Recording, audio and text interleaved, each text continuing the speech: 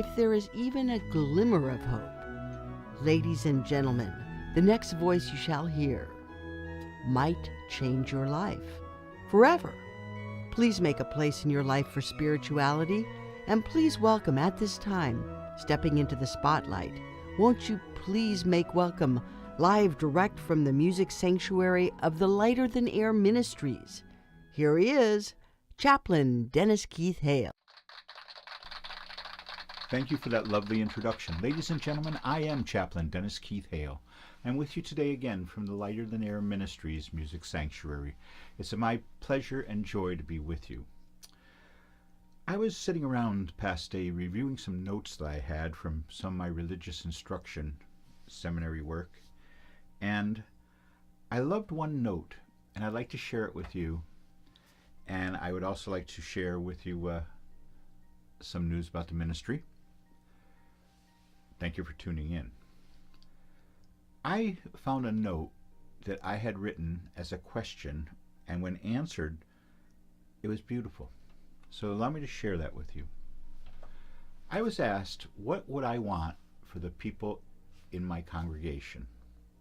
Well, this ministry has no set congregation, because here in the electronic age, we can all join or not join just by our participation online. And this ministry would not change that for the world. We're not looking to have a big list.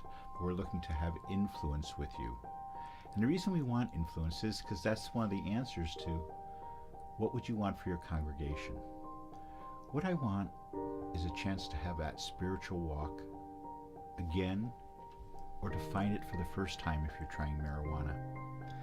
For many of us, we were not spiritual until we had an enhancement, and usually peer pressure. The enhancement for me was marijuana. Yes, it did conflict with some of my school obligations, and yes, I was disciplined, and I think it was partially one of the reasons I left the Christian world, because of their judgment of me for finding my spirituality after getting high. I probably shouldn't even have shared it, but I wanted everyone else to know this wonderful thing that happened to me. I never felt closer to the spiritual world as when I smoked marijuana. In reaching out to friends and people I counseled in school and such, I found that some of the people who I thought were really on the ball also shared my spiritual feelings about marijuana. Now, of course, this isn't anything you would speak about in a party setting, or people's politics and people's religion are best not brought out in social settings. Although I will say that this recent presidential campaign between Hillary Clinton and Donald Trump has brought out quite a bit of interesting and informative debate critiques and debate information.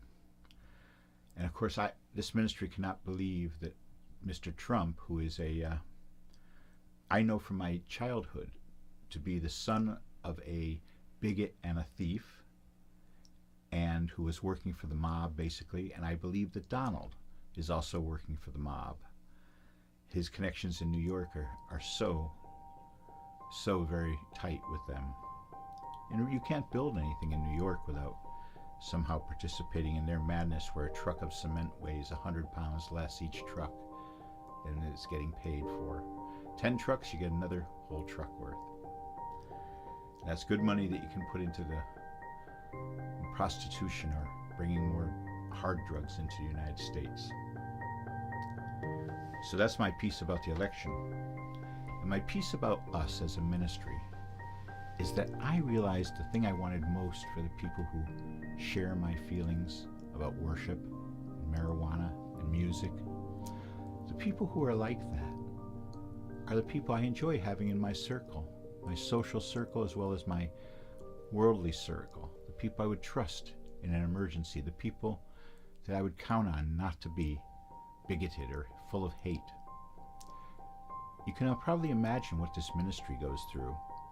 The number of hateful messages that we receive every week would astonish you. I guess I'm just thin-skinned, but to receive 10 to 15 letters a week, sounding very similar, of people who are angry that I would even compare the marijuana experience with Christianity in any way. Well, I will. Christianity is full of mythology and strange rites and stories that are almost impossible, if not improbable.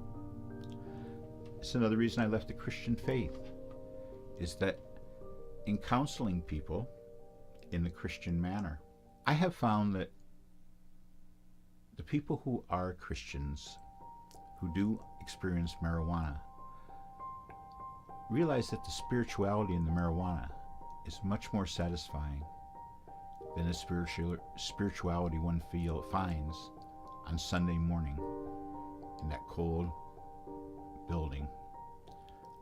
When I was a kid, the church was so cold growing up in New England.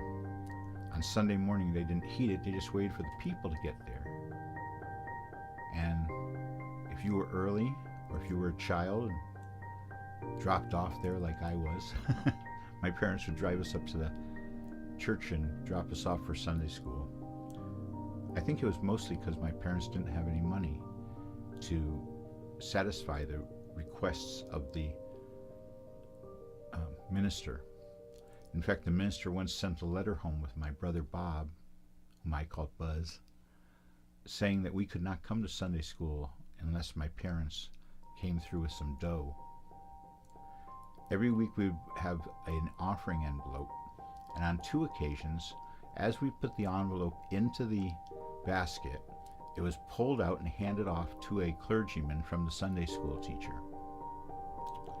And then later the clergyman took my brother Bob aside while I stood in the shadows and told him that you can't be a member of this church if you do not pay. I was astonished. That was the same year that a Catholic priest tried to force his way upon me. And so I was at very strange odds. They all dressed the same. So what I wish for our members is to have a spiritual life, to not have it tied to the demands of the church, the financial demands, not have it tied to the sadness and anger portrayed in the guilt of the Christian religion. I think we're guilt-free. We're born without guilt, not because Christ died for our sins, but instead because we're born pure. And as we age and grow older, we do things, we make mistakes, and this ministry understands that.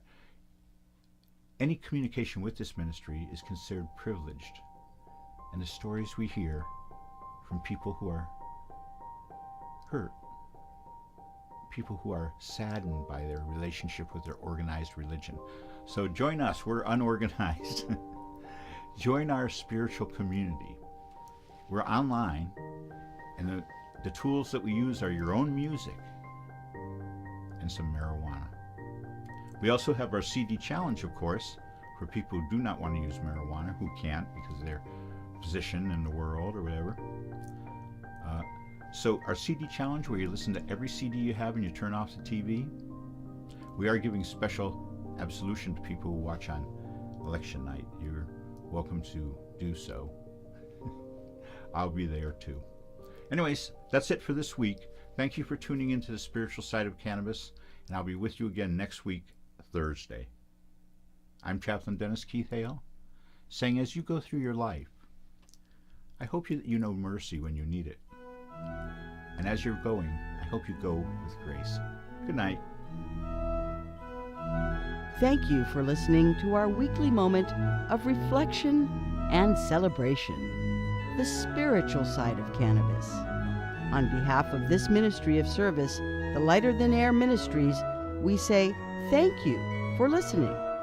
Please join us again next week. Good night, and may you go with grace.